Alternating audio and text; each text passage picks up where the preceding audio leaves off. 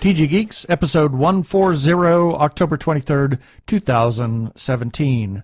Songs and singing and schlock. Oh my.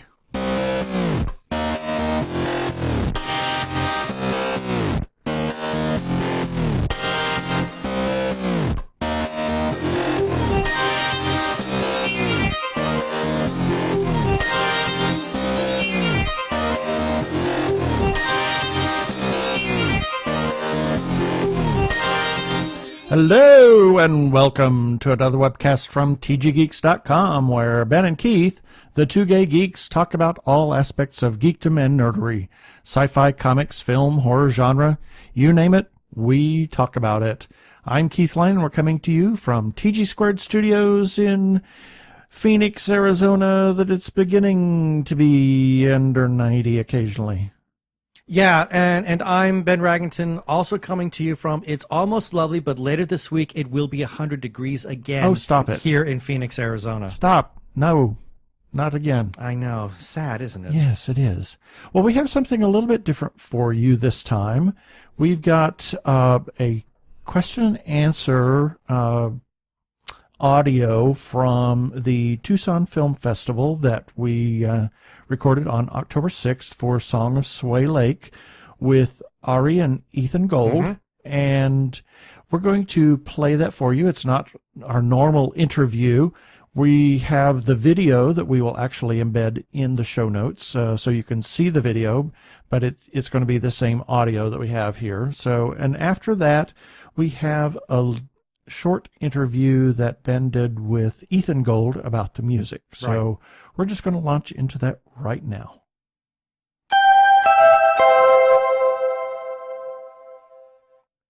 And Mary Beth, who's still here for you all to answer questions. Thank you guys again for coming out. Let me begin with the first question. Why don't you come on this side over here? And tell us what inspired the film and how the project came together. Well, the initial conception came actually out of a actual, real, sort of mutual interest between a young Russian friend of mine and my actual grandmother, which was very different than this in real life, but there was a kind of I saw something interesting happening that I didn't know for a while what that was going to be, but it was the seed of something. And then, in addition, there was something going on with me in that I didn't know about until much later, which is that I have a not necessarily always healthy relationship with the past, whether that's nostalgia or regret or longing. And the characters in this movie are all facets of that, dealing with the past and coming into the present. But I didn't know necessarily that was what it was about when I was writing it, but subconsciously I think it was. Interesting. We'll open it up for some questions in the audience. Are there any? You got one right up here. Hey, so I'm interested, the film has a lot of music in it, and some of it is actual real music mixed in with music that you composed. When you were writing the script, did you kind of already know that you were going to have to get licenses for certain songs, or when was that decision made to make original music? It was a constant decision, and I'll hand it over to Ethan, the composer, in a second, but I wrote every scene with just about every scene with a certain song in mind, and almost none of that is what ended up in the movie. Some of that was for technical reasons, a lot of it was for financial reasons, and then it ended up being a lot of creative decisions that came out of, in terms of like the random songs, came out of having to dig deeper and deeper and deeper and deeper and deeper into the catalog of music from the period and find things that we could get the rights to. And then there was a big change that happened with my brother's involvement, which I will let him speak about. Well, Ari did a great job essentially supervising the music for all those records and really dug into that. One of the coup, just to answer your question, one of the big coups that we had was Isel Say, a Haitian friend of our father's in Haiti, and a friend of ours as well, who was some old, I think Lebanese Haitian or something, who was known as, he was an art dealer who lived in Port-au-Prince, and Ari found out that he had a big band in the 50s, the sort of Caribbean big band style, and it ended up, a lot of the songs that ended up in the film, including the final piece, just that goes over the final credits, is from that, and that was not only wonderful, uplifting music, but it was kind of a surprise entry towards the end of the process, and saved a lot of money for the film because we needed it. But it was also really lovely, incredible music that's kind of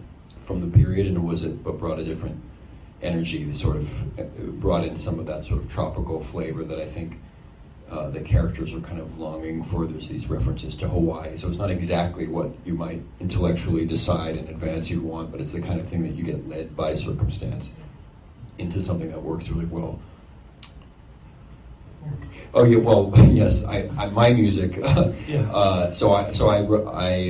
There was this challenge of I made the song that plays on the record at the end, as well as the other Sway Lake song, which you hear throughout the film, the kind of film reel that opens the film, and Boat Ride, there's a sort of Andrew Sisters style thing, both of which were, that was all original stuff. And I'm, as a composer, I tend to like thematic approach to film. When I go to see Hollywood films now, a lot of times there's no real musical themes. It's more like these kind of whoosh, noises and things. And I tend to like actual kind of music, snippets of melodies or things. And so one of the pitches that I made to Ari and to the producers was, look, I can embed little bits of musical ideas from the song into the underscore, or the piano pieces that play, and the various other sonic things, so that it kind of builds a emotional resonance for an audience that they may not even realize, but those themes get repeated in different ways, including in the song, so you finally have that moment with the record at the end, and you have a sort of familiarity with those themes, even though you haven't heard it before. So that was one of the things that I kind of suggested, and it was an effort to get the sound of that the 30s and 40s right. That was a lot of, we had a great arranger, recording, we had to record it in a very specific way. Anyway, cool. Is that coming out? Thank you. Oh. Mike is cutting me off. We'll do it that sec. We can project. So amazing, so really fantastic cast. Do you want to tell us about how the casting process went and how you got some really fantastic actors and some great performances out of them? Sure. I do have this. Yeah. Should I do it again? You guys like this? Hi again, it's me.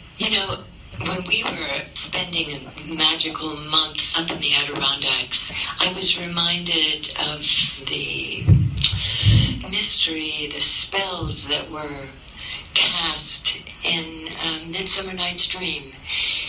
And I think the movie captured the sort of ageless feeling of being in another time where anything could happen. For me, at my age, I found it quite refreshing. And it was very close to a theatrical experience where you share the entire process, as opposed to most TV and movie work. It's rather isolated. You stay in your trailer until you're called, and then you do a scene, but you don't go home with them, and you don't have breakfast with them. You don't stay up until the wee hours with them. So we really formed a theatrical troupe that made the intimacy even more enjoyable for all of us. Everyone is damaged goods. I was sort of under a spell, and I think that's what the movie's about, the spell that the water casts. the stories that the water holds, love stories, death stories, and all of those rituals that some we like to erase from memory, some we like to go back to as often as possible. And I feel like Ari's film conjures that spell. I hope you enjoyed watching it. Okay, so that's Mary Beth's statement, which sort of answers the question, but it did feel like a theatrical troupe because we were mostly all living in that house or within a short walk of the house. But the cast, came from totally different places geographically and in terms of background. I mean, Mary Beth comes from theater and opera and done a lot of television as well. Robbie Sheehan, who plays Nikolai, comes out of TV and movies in England and Ireland, and Rory has only, he's never done theater, so he's a movie actor. So there are different acting styles that we had to kind of get into the same mood, and that was an interesting process. But so, yeah. The Cuban lady. Yes. So Elizabeth Pena, who passed away after we shot, was a brilliant actor who, one of the most amazing things about working with her was she asked me to remove lines from her character, which is so unusual for an actor. Usually, give me more lines, give me more moments. She said, I can do more with this character if she is almost like a silent film character. And we actually had a secret on set, which was that she had had an affair with the patriarch of the Sways. And so this decades-long resentment between Charlie Sway and Marlena has this seed in something that happened early on. And we didn't tell the other actors that. We didn't sort of make an explicit part of the plot, but it's all there in her face. And I've actually had some audience members ask me if something had happened with Mr. Sway, and she communicated that with her face and with her performance. So yeah, she was great. What can I say? It's a real loss. Another question from the audience, right up here. Yeah, just a technical. The sort of Caribbean feel of the music. Was the Harry Belafonte scene before or after you got the rights to that music? That scene was always in there. I mean, that scene actually, I went through, I think, 7 different songs that I used and then had to replace and replace and replace and replace. And the first song and the second song and the third song were all Harry Belafonte songs. So there always was going to be an element of Caribbean in certain scenes. But there ended up being a little bit more of a Cuban style thing, which the Haitians were doing in the early 50s because it was sort of all the rage. But it's interesting because the melodies actually are Haitian folk melodies that have been converted into Cuban style jazz. There's a Haitian actor I know who was in my last movie who plays the Haitian in Heroes, the TV show.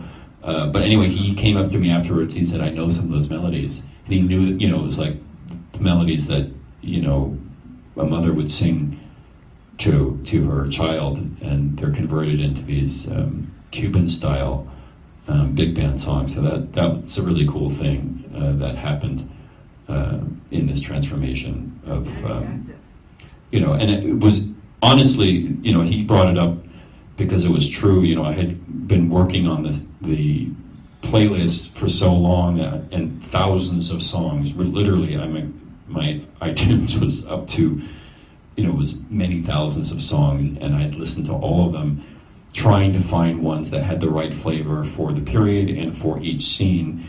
And there were a bunch that we just couldn't get, and when I was gone down to so many layers of excavation and getting denied because you're dealing with corporations. You can't talk to the artists.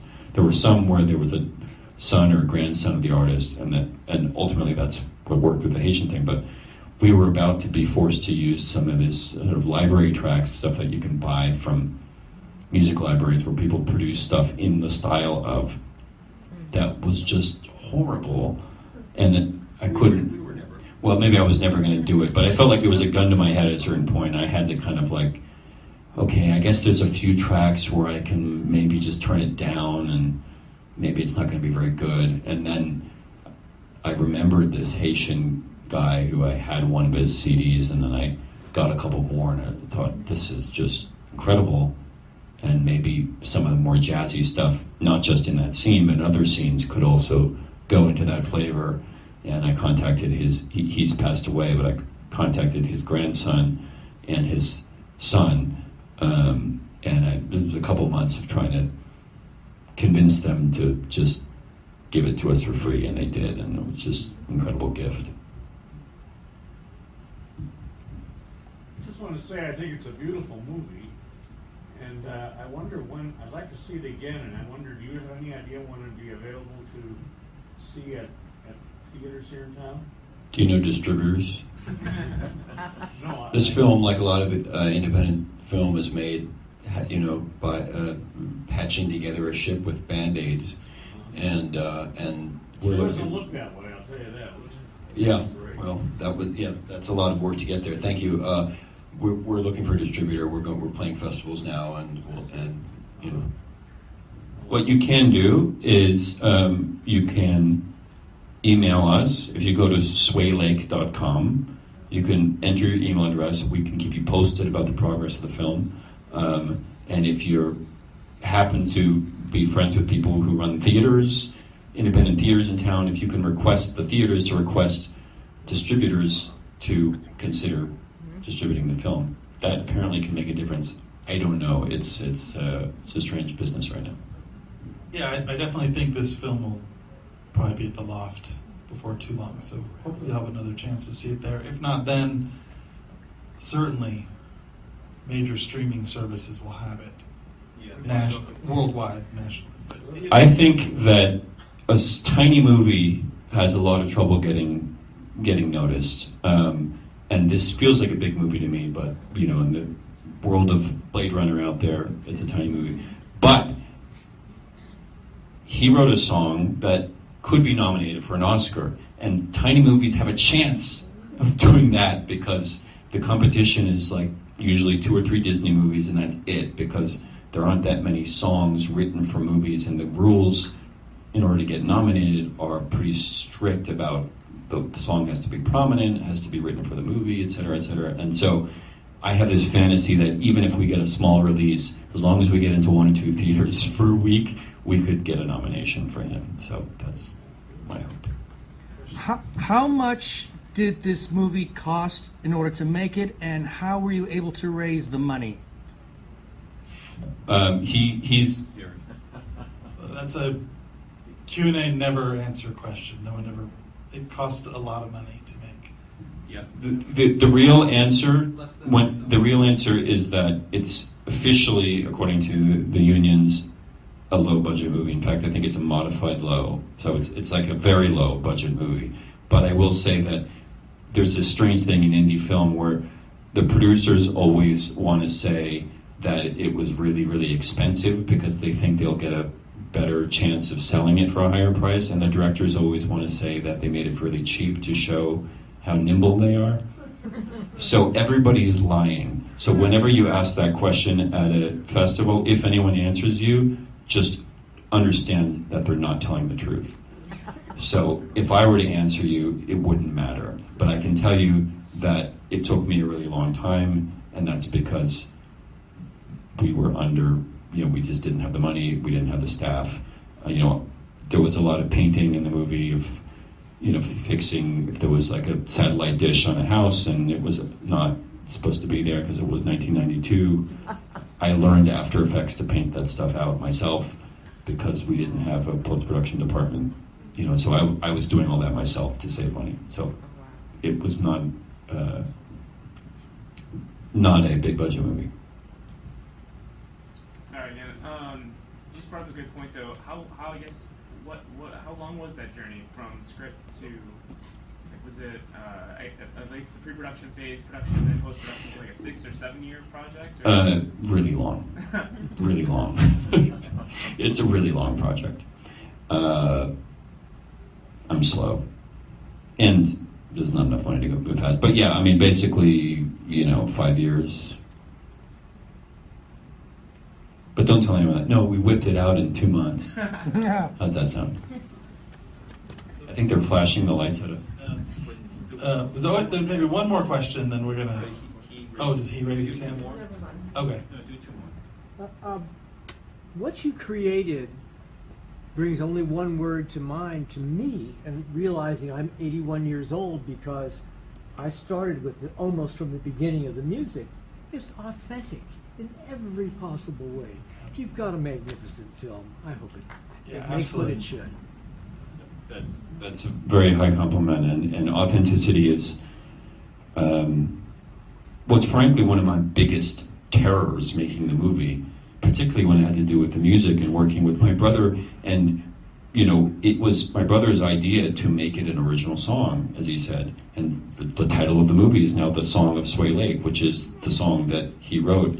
And he's not he's not necessarily a big follower of that music. He didn't grow up in that time period, and I was obsessed with the real thing. I said, can we create something that's not the real thing and have it feel authentic? Because if it didn't, it would blow the whole movie. And it's so wonderful that the audiences we've shown it to either tip their hat to the authenticity or actually are so convinced of it that they ask, how did you end up finding this song to do a movie about?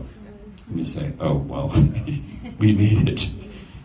So thank you. You also had a question, sorry. I just wanted to comment on cinematography, because I think it is so beautiful. I mean, just breathtaking. So I'm wondering, how long did you have to wait for some of those scenes? Or Yeah, the question is cinematography and waiting around. Nature is a character, and the lake in particular is a character in terms of emotions and freezing and all of that. So this was really important to me, and it was in the script, and it was very hard on the actors and on me and everyone else because weather changes fast up there, and we never knew on any given morning what we were shooting. And we'd be shooting something, and we'd be looking at the Doppler on, to see what was happening with clouds. And I would say, I think it's changing. I'd look at the sky and say, skip it. We're cutting this scene. Let's do the scene in the boat. And everyone would scramble to try to get, because I knew what weather I wanted for every single scene, and so everything in there was written to have a certain kind of weather or fog or whatever, and yeah, that was a lot of. We weren't waiting because we were busy all the time, but we were changing. Everyone is forced to change because of me saying, looking at the sky and saying, "Let's not do that. Let's," and then. Well, it sure worked. So, thank you. Hey, big round of applause for our Ethan Gold. Hey, they're going to be available out in the lobby if you have more questions, so they're going to head out that way. We've got another movie coming up, so thank you guys again for coming down to the Tucson Film Music Festival. Have a good night. Thank you. Thank you, Michael. Oh, well, you're welcome. For supporting independent film. All right. And this is Ben Raggington here as part of the Gay Geeks here at the Tucson Film and Music Festival. We just got out of seeing the Song of Sway Lake, and now we're talking to composer Ethan Gold, who's the twin brother to Ari Gold. So, hey, nice to be able to talk to you. It's nice being able to meet you now. I know. We're making the theater aisle a little more Hollywood right now. So, something I was kind of wondering about. In interviewing your brother, he kind of told us that the music that you normally write is a little bit more contemporary, but here you're writing something that's definitely period. So what kind of challenge was that? How did you go about actually trying to write something that really felt genuine and authentic for that period? Well, I feel, music is music, and a song that has a melody will carry, but my first challenge was convincing the film to do it, and I ended up writing actually like 8 songs or so, which we presented to the film, and got it down to like 3 or 4, which I then did demos for, and then played for them as well how those themes from the different songs would reflect in the underscore. So the decision of which one to go with was partly made by what was going to serve the whole score. And then when we chose, there was a lot of, we ended up talking about jazz a lot, talking with a bunch of people, had a few jazz cats come over, and we talked about chord structures, and then ended up getting a great arranger, Jenna Leishman, who arranged the 2 versions of that song, and did a wonderful job. And then we went to studios in New York to try to capture a sound that I was really keen on making sure it was recorded in a way that would sound, period. But it was an interesting challenge in terms of the recording, just because when you actually listen to stuff from the 30s and 40s, it sounds crappy, know. So it was like, okay, we didn't want to just kind of make it really high-endy and kind of no high fidelity, but it was a matter of like making it feel like that era, but not actually sounding as lo-fi as those recordings do to our ears. So it sort of evokes that time without being actually as grainy as that stuff was. So the arrangements were wonderful, and then also finding singers. We John Grant singing one version of the song, and I flew to Iceland to record him. He's a wonderful man and a wonderful singer from the U.S. who lives in Iceland. You may know, great singer-songwriter in his own. Wonderful singer-songwriter. His voice is beautiful. His voice is beautiful, and he's a bit of a chameleon. He can do a lot with his voice. And then the Staves, which is a band of sisters from. We have interference here. The kind of razzle dazzle Andrews Sisters style version was sung by the Staves, a UK band, and then so mixed with Flood in New York and in London, and so it was a long process. But for me, as somebody putting out music under my name, I don't do this style, but I have, for other projects, including my brother's, done a huge range of things. I seem to like to challenge myself. I've done Mexican death metal and other circumstances. Oh, so kinky. Yeah, I can play that for you. So I figured we could do this as well. But we got great people involved to make it happen, and then just following the emotional through line of the song, getting the pacing right for each version, and working with people who could make it happen. You had mentioned this one arranger. Did she also do the vocal arrangement for the Staves? Because that was, the Eden Sisters in the case of this movie, but that was so Andrews Sisters, listening to beautiful harmonies going on there. Yeah, that was precisely, Jenna Leishman, that was the intention with the song, and she nailed it. She's quite a chameleon if she can actually capture, what they did as opposed to what the character of Tweed recorded. Entirely different. Yeah. And yet she was able to, she arranged, did the arrangements for both of those? Yes, that's right. We worked together. We were singing, horn parts and stuff, but she really came in and made me look good. So, anyway, make me sound good, and then we took it and ran with it and recorded it, and worked with the Staves afterwards, and using the sheets. So but it was great. Yeah. Were there any other unsung heroes that in the that you recording? felt? Unsung heroes. All the players. There were a lot of great players that we pulled in for, but I'll let you cut me off on that. This is, it would be a long list. It would be about 30 people I can mention. There are a lot of we had great people came in. Stephen Bernstein contracted the getting players in, and a lot of people came through him, and so that was, getting good people involved makes a big difference. Well, one of the things that I said two things I love about the movie. There's the visual aspect that Ari managed to do, and then there's the musical aspect. I was just dazzled by the music that we heard in this movie. It is unbelievably beautiful. So thank you. It was a pleasure talking to you. And wow, great stuff. I really hope that this movie manages to get a little bit of buzz and that maybe Sway Lake could actually hit Oscar consideration.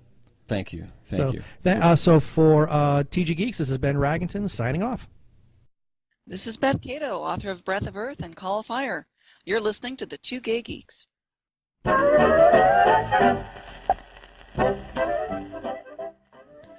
And here's a few selected birthdays for October 23rd through October 29th, 2017. On October 23rd, Michael Crichton, who's given us a number of really good works. Yes, Westworld, Jurassic Park, The Andromeda Strain. Yeah, to name a few. Right. Also on October 23rd, Al Yankovic. Who's also given us some really, well, unusual works. Yeah. And Sam Raimi. Oh my, another one who's given us some really bloody works. And Ang Lee. Who's given us some really tragic works. And John William Carson. Johnny Carson. Also known as Johnny Carson, exactly. Who's given us all of these people's works. Yeah. In the talk show format. That's about right. October 24th, Kevin Kline, The Big Bopper, and Bahadur Shah Zafar, The Last Mughal Emperor. Mughal? Well, that's what it said. Mughal. It was in India. Okay. Born in 1775, so I guess he's the last Mughal emperor. So that must mean that they've gone to wizards and witches and whatnot, guess. oh my. Who knows? He was also a poet, so. Ah. October 25th, John Anderson. Of Yes. Of Yes. Pablo Picasso and Georges Bizet. Berlioz. No, I'm kidding. No. It's Bizet's birthday. It is Bizet's birthday, Not yes. Berlioz. No, it's not Berlioz's birthday. Not It's Berlioz. Bizet's. And Mr. Greg Hall, husband of our friend Audra. Who has a rather significant role with the Phoenix Film Festival. Absolutely. Happy birthday, Greg. October 26th, Seth MacFarlane. Of Orville, Of not the to mention, Orville, among other things. I mean, he's a phenomenal voice actor. Yep. Tom Cavanaugh and C.W. Post.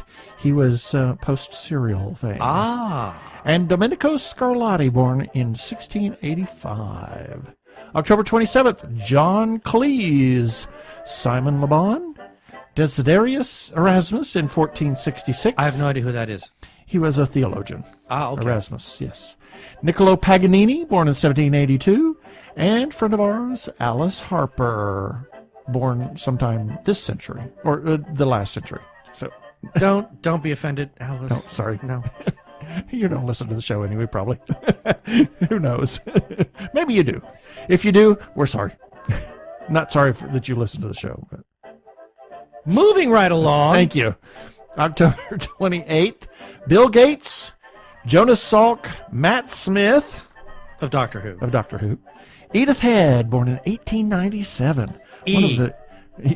One of the great costumers of the classic Hollywood era. No capes! Yes, no capes.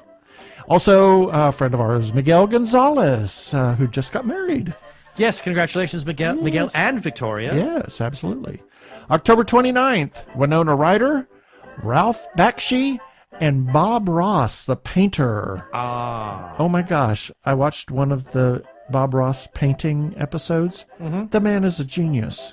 That he can do anything with. Well, and what slays me is that he makes it sound like, it's easy. A 5-year-old can do it. Yeah, let's put a little shining, little happy tree here. And, and there you go. It's like, jeez, okay. Anyway, and that's it for the birthdays this time.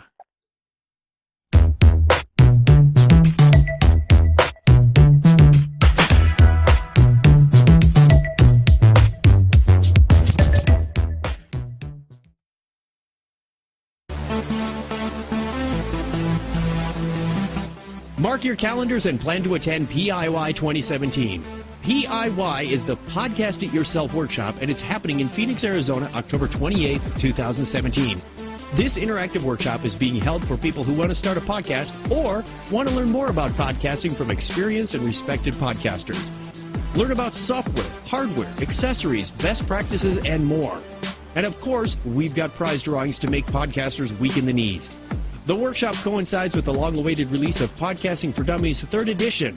Authors T. Morris and Chuck Tomasi will be at DIY to answer questions and sign books. Oh, and it also happens to be T's birthday, so come help him celebrate after the workshop is done.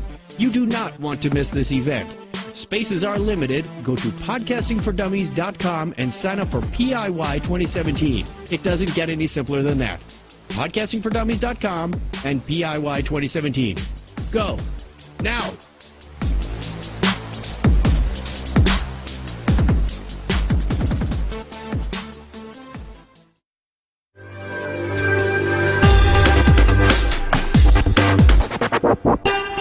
Go check it out, PIY 2017. We're going to be there, and it's only $30. It's going to go up at the door, so get your tickets before they go up.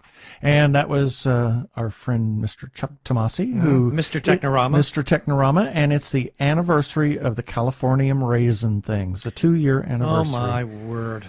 You have to listen to Technorama to understand that reference. So. Do you remember the episode number? I don't recall. I have to look that up. We'll have to put that in. We may have to put that in the show notes because it has to be experienced. It has to be experienced, yes. And then you should go listen to Technorama every once in a while. And now it's time for a little bit of feedback.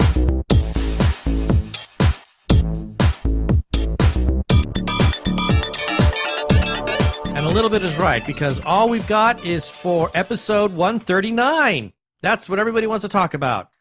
So, starting off, we posed kind of the question about, what people think about Star Trek Discovery versus Orville.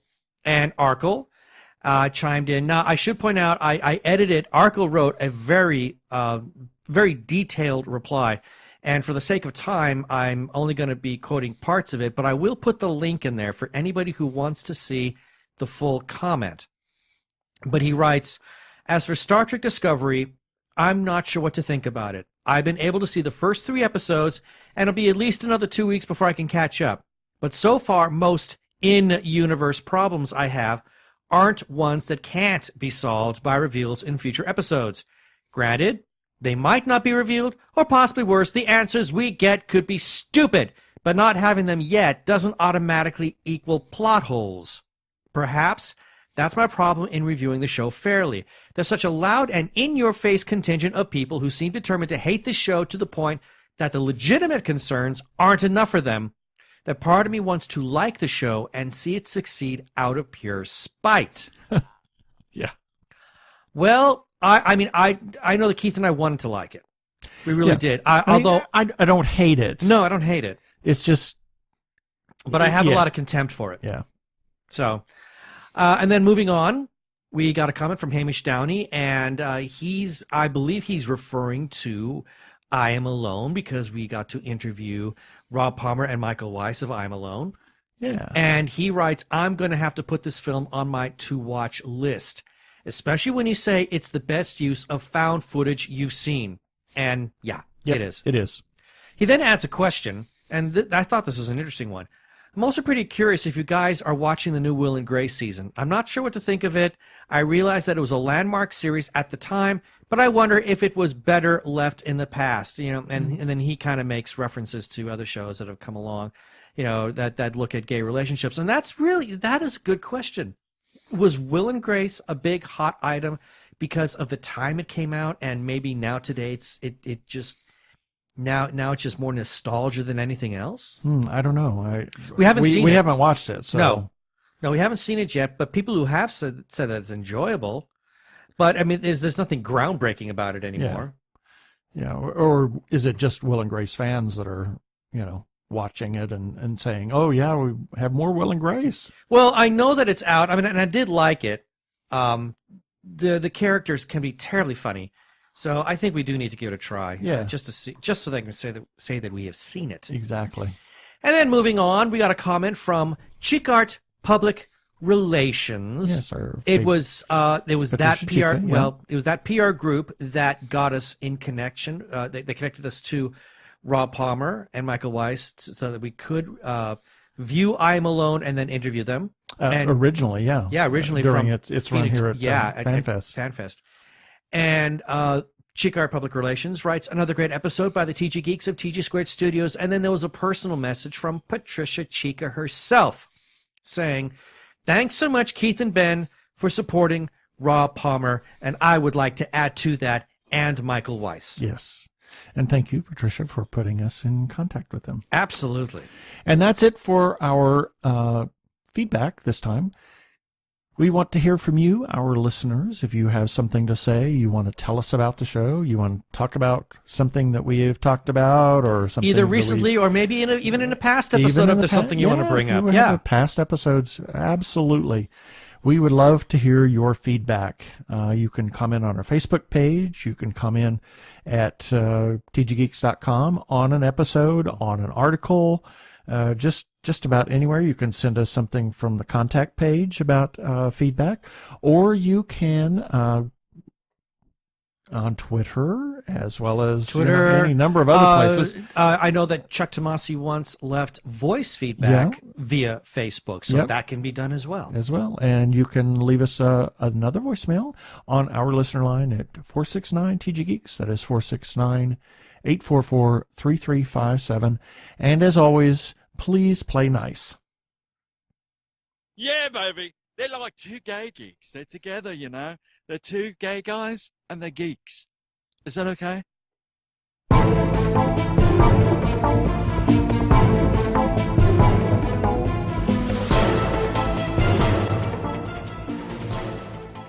And well, now. Wow. Now, is we have right. hyped this for months. We have been hyping Hercules versus the Vampires. Put on by Arizona Opera. Arizona Opera. Yep. And we finally got to see it. In fact, we saw it twice. We saw it opening night for Phoenix. Yep. On which was last 21st. Saturday night. Yep. The evening of the 21st, and then we saw it again, matinee showing for Sunday the 22nd. Yes, yep. we chose to go back and see it. Yes, that should say something. In fact, I had originally intended to buy tickets for Sunday. Oh, I didn't know that. I put it in the calendar, and I just never did. Okay. And then when we saw it last night, and I, thought about it all night, and this morning, and then when you got up, I said, I think we need to really go see this again. Yeah, I'm glad you suggested it. And when I looked online, there were actually happened to be 2 seats right on the front row, right behind the conductor. And in my opinion, I think for this show, those are the best seats in the house. Yeah, and as far as I'm concerned, they were cheap too. I mean, oh yeah, this was a show that was accessible to everybody, pretty much, financially wise, musically wise. Everything about it was. I think it was a hit. I thought it was great. Okay, so let's talk about that. What now for people who don't understand? Hercules versus the Vampires. This is a hybrid where they actually take the movie, they're projecting it on a screen, and they have a cast of singers. They're not acting out. I mean, it's not like you're watching a live, a live theatrical representation that's going along with the movie of Rocky Horror Picture Show. It's nothing like that.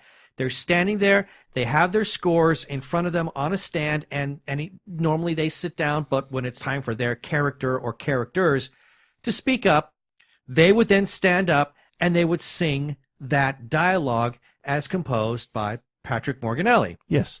And this was based on 1961 Mario Bava film Hercules and the Haunted World, or Hercules at the Center of the Earth. Yeah, I mean, it has a couple of titles. A variety of titles. But it was a piece of Italian horror schlock, when it came out. We watched it prior to, and found it ridiculous. It was ridiculous. But what happened is they took the film and they edited parts of it, and they basically took the dialogue, and this is I'm just assuming they took the original dialogue and they wrote new dialogue based on the dialogue that was in the movie, and then they wrote a film score under that. Right. So the dialogue is sung by the characters, and then, of course, it being a foreign film, the mouths are moving, and half of them, anyway, in the film are speaking Italian. And the other half are speaking English. Exactly. So I think that Christopher really Lee didn't matter. And Christopher Lee does both. I mean, it's just bizarre. Yeah. It's a weird movie. And then when it was dubbed, it wasn't even Christopher Lee's voice. Go figure. Yeah. So I mean, he could have dubbed the English and the Italian, but whatever. Yeah, but they edited it so that it made sense for the music and made for a better theatrical performance. But I thought it was absolutely brilliant. What were some of the things you liked about it? The music was, when you hear about new opera and new music that's being composed today, a lot of times you will think 20th century, 21st century atonal, 12-tone Almost 12, type of 12-tone kind of thing, yeah. And music that's not really listenable for the masses, shall we say? And I'm not trying to be a snob about it, but even for me, being a music lover, some of it it's a challenge.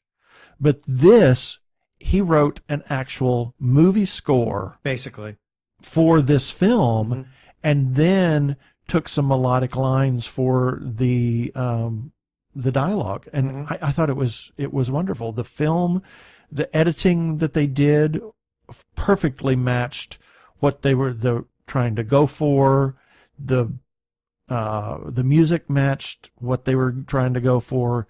The singing and the dialogue made the campy film even more campy. Yeah, because it fit. It was a wonderful experience. I think some people were expecting musically for the music to be as equally absurd as the film, sort of along the lines of like what Peter Schickele, aka PDQ Bach, might have written. Something that was, that's just bizarre music or ridiculously funny music completely on its own.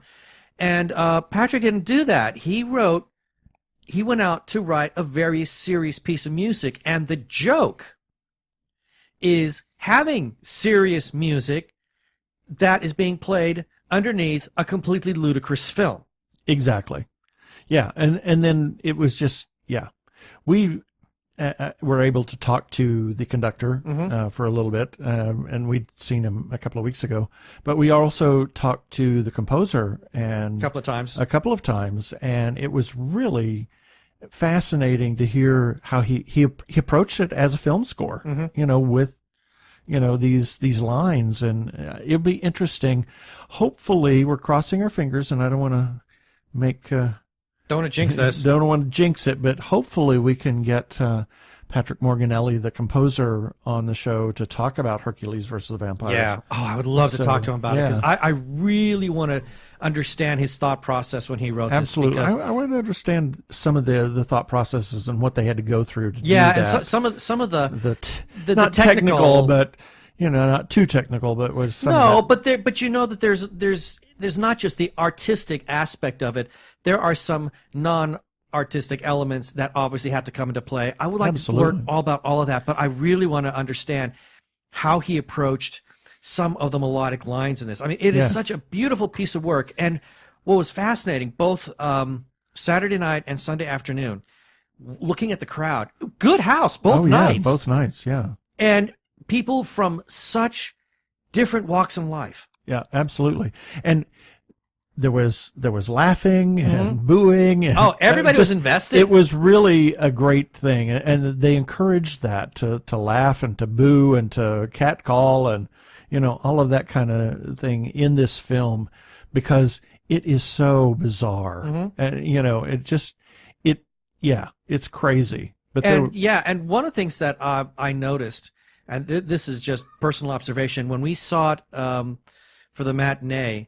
Being that we were right behind the conductor, I heard nuances in the music that were just unbelievably beautifully lush. Yeah, stuff that we didn't hear last night. Now, one of the problems with the seats that we have, we're almost in the back row on the floor, so we have the balcony that's above us. So we miss some of that. We're not far enough back that we get the sound drop, but we're covered by the balcony, so some of the sound doesn't come at us. Yeah, and I heard some things. Yeah, and I met the conductor today before after the performance, and he said that they had some technical difficulties with the Saturday night show that were cured for the Sunday matinee, and he thought the Sunday matinee performance was just so much better.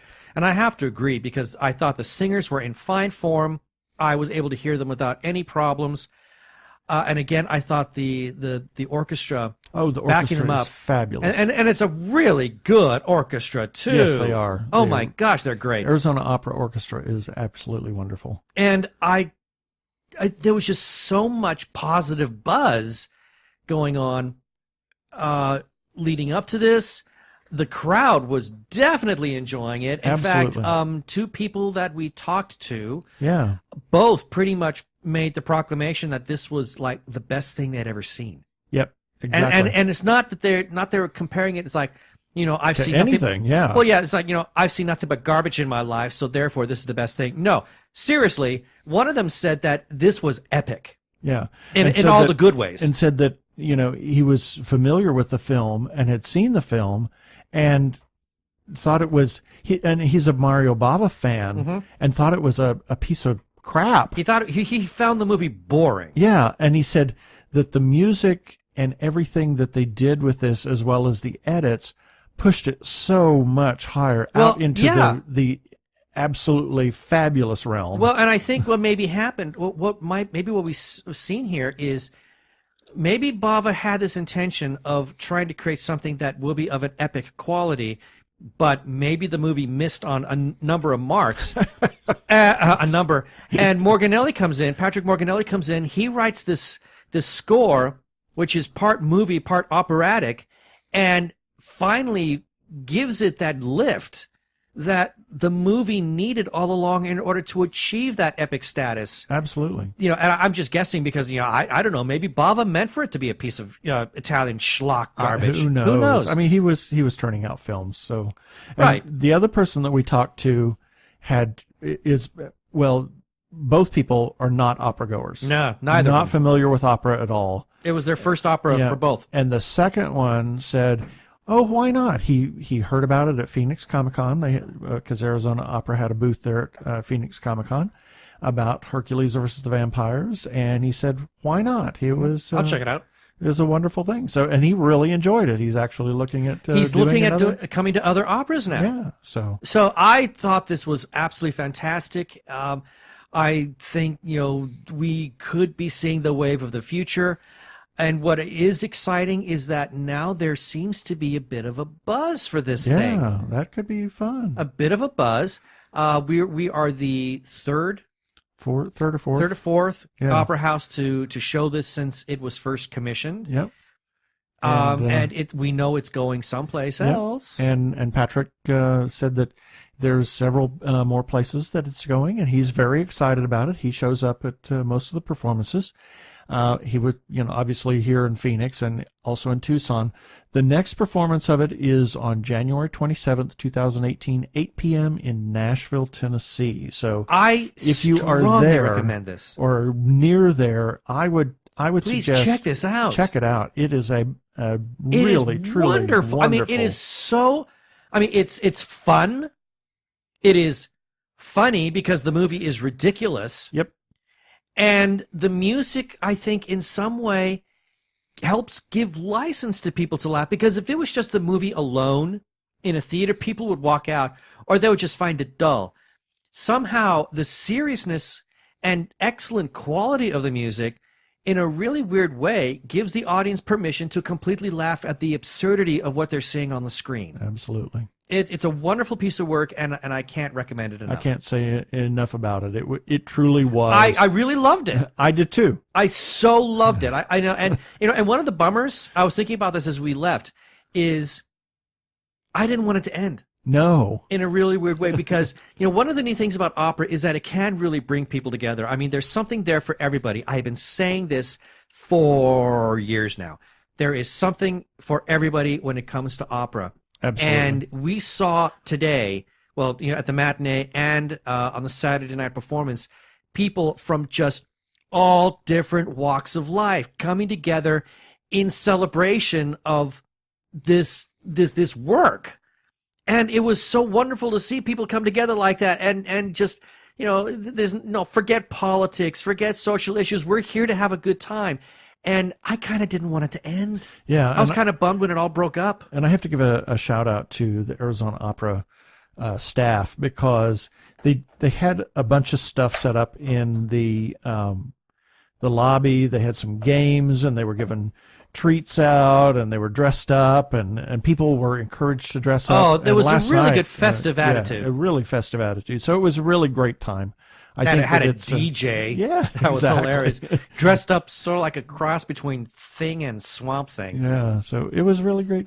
Great. I mean, it's everybody was clearly in the spirit of it, and Yeah. that was the whole point. Yeah, and even some of the older opera lovers enjoyed it too. So yeah, we it's heard from several people that. Yeah, I mean, I would get a big kick out of the season closer for Arizona Opera is going to be Das Rheingold. I would kind of get a kick if we see some people coming in with an eye patch. Yeah, there you go. Or dressed as a Nibelung. I mean, I think this is a celebration, and boy, this one really nailed it. I mean, it hit it out of the park. I loved it. Yep. I could not be happier with how this went. It really was great.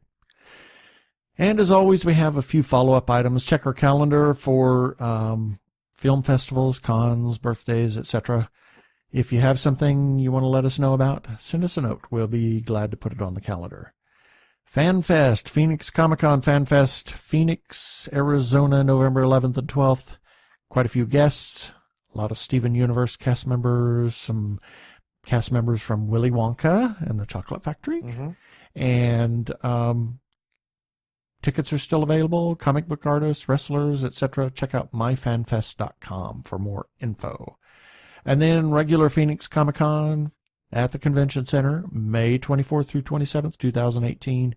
There will be more information after FanFest has wrapped. Obviously, as you heard earlier, podcast it yourself, the PIY, October 28th. This will be the last time we'll talk about that. Sign up now. That's right, before because the price goes up again. It's next weekend. Yeah.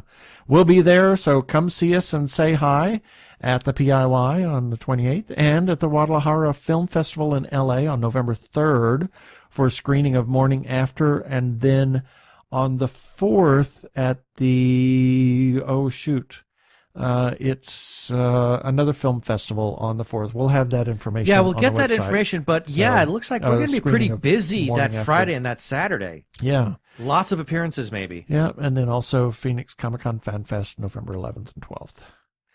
And as we've always said, we are huge supporters of independent creators, whether filmmakers, comic book artists, writers, etc. We want to support them, and we would love for you to support them as well. If you see somebody that's doing a crowdfunding campaign, they obviously have something that they want to share, please consider supporting them. There's a lot of talent out there that doesn't get a lot of the big money, and this is how they do it. They do a crowdfunding campaign, and you can usually get involved for as little as $1, and you can be part of something big. Please consider supporting independent creators. Special shout out to Doctor Who Talking Who on Twitter. They publish the Doctor Who Fancast Guide, which republishes some of our stories from earlier in the week. So we wish to give them some thanks for that. You can find the Fancast Guide by going to Twitter, searching for @TalkingWho. And a little earlier in the show, we heard some feedback from Arkle, Brian Weber. He publishes the Arkle Times Post-Dispatch News, which also republishes much of our content. You can find that by going to Twitter and looking for @Arkle, A-R-K-L-E. He also publishes on Tumblr the Incorrect Star Trek Voyager quotes. Please give it a check. It's a lot of fun. Just make sure you're not doing it while you're at work so you don't get busted. And we'll give a shout out to the Lookie Show on Twitter, but more especially their show on YouTube. Lookie Show. Check it out. They do some really fabulous movie reviews and TV shows in a rather unique way. So check out Looky Show on YouTube. Special shout out to the Facebook group, The Gay Geek. They allow us to post our episodes among other amazing content. So yeah, we're contributing to what I think is probably one of the finest Facebook group pages out there. And you can go to it by searching facebook.com/groups/thegaygeek. And as always, our greatest thanks we give to their moderator, Jeremiah Reeves, for giving us permission to share our content there. Yes, thank you, Jeremiah. We want to remind you to occasionally click on our Amazon ads. You can find them at the bottom of each episode and each article, as well as widgets on the side of our pages. Doesn't cost anything, just shows that Amazon that we're getting some traffic there. And if you choose to buy something, use one of our search ads. We get a little bit of a kickback. And if there's a widget, it's usually for something that we get a little bit of a kickback if you buy through that link. So thank you for your consideration. And lastly, check us out on iHeartRadio, and please rate us and review us on iTunes, and subscribe to our YouTube channel. Please, please, please, and thank you.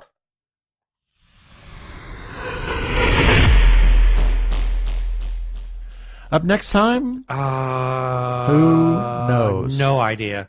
We will see. We sometimes never know until like Friday, the Friday before we record. So stay tuned. We'll have something for you.